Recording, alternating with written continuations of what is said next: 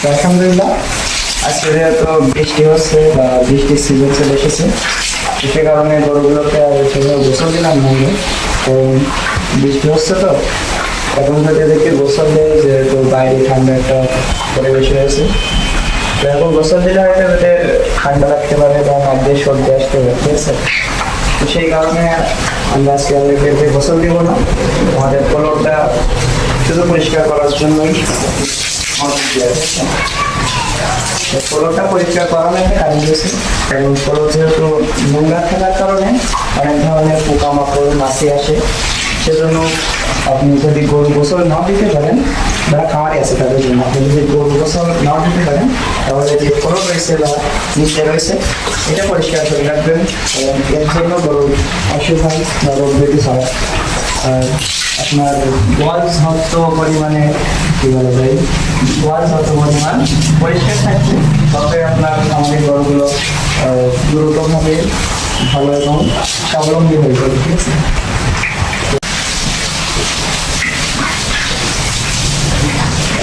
আলহামদুলিল্লাহ আমাদের গোয়ালের আমাদের খামারের এক সাইডে একটা পার্টিশন শেষ এবং দুটি সাইড এবার যাবো আমরা এই সাইডে আরও নোংরা পরিবেশ, ঠিক আছে। গোয়ালের অবস্থা অনেক খারাপ। আর এরা ভাড়া যে ময়লা আমাকে তাদেরকে ঠান্ডার ভিতরেও পানি হয়ে যাচ্ছে, এটা হলো তাদের শ্বাস ময়লা যত মারছে ঠান্ডার ভিতরেও জায়গাটা পানি শিক্ষায় দিয়ে দেবো আজকে।